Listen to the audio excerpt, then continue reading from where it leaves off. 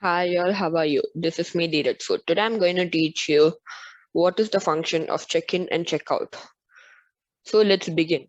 So first you have to go to Microsoft Teams and go into any team. So today I'm going to go into the team project. So now we have to go to files.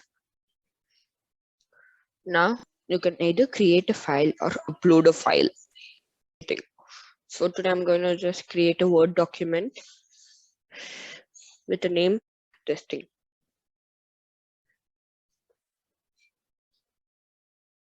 After the document has been created, it opens, and now I'll just type.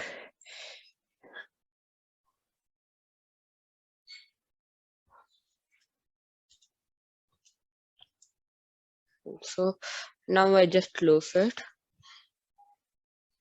So now click the three dots next to the name testing.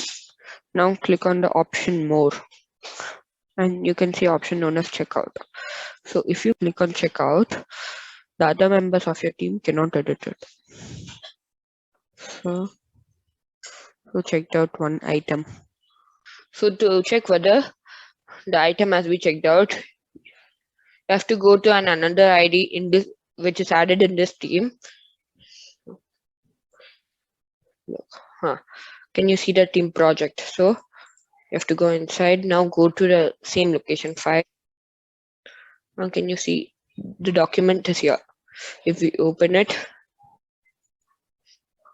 look, we cannot edit the document. If we click on edit also,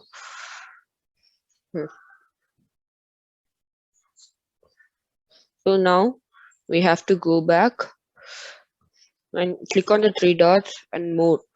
So now if we click on check-in, the others can edit it, like check-in. So we can just give it check-in. So now we have to go back to the same place and close this document and try opening it again. Now we can edit it.